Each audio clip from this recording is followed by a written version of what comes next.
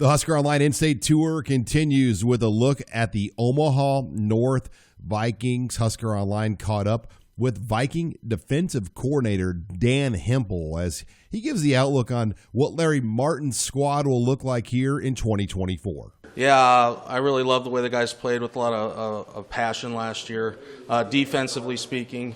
And we got a lot of those guys back on the defensive side of the ball this year.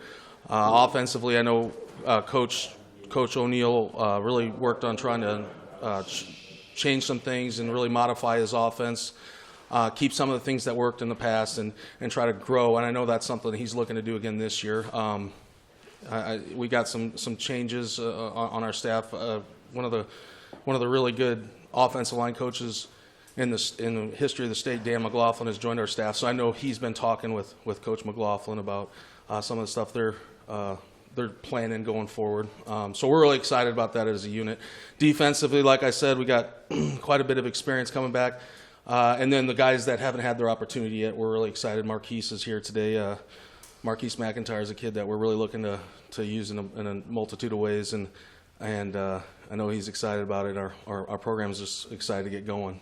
And leading the way, it will be no secret, Omaha North is led by current Husker commit Tyson Terry. He committed to the Big Red a year ago. Tyson is the perfect bridge between a coaching staff and their players. Tyson is the ultimate leader. He really vocalizes everything that us as a coaching staff want our players to hear.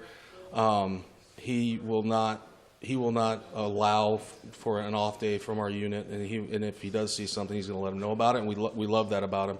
Very intense, has very high standards, and so we're excited for another year with Tyson. I think it was just the weight room. The weight room, I kind of took that very serious in the off season, just focused on the small things. Small things, they turn into big things, and so I think just having that sophomore year, wasn't really the greatest that I had, and so I knew that I had it was kind of some fire and some motivation, and the team was pretty good this year, and so it was just I just had a big year, and I was a big role in our defense and our offense as well, and so I knew I just had to step up to the game plan. And you will not find a player that defines what being a North High Viking is more than Terry. Yeah, playing for North is my whole family is from North Omaha. Everybody went to North, and so I have a Viking tattoo on my back, and so it means a lot to me. That's my home. I wouldn't go anywhere. I wouldn't trade any other school for Omaha North. Just being there,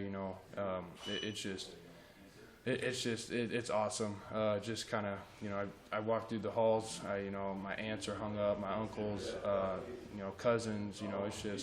It's family ties in the North. It's awesome. Terry just captured his third consecutive state wrestling championship in the heavyweight division. Winning a fourth one will be a priority for Terry now moving forward, as he does not plan to enroll early a year from now because he wants to pursue that fourth state wrestling championship. Yeah, I'm gonna try, go for the fourth state title and then move on to Nebraska in the May. And you've never lost in Nebraska wrestling. No, so, yeah.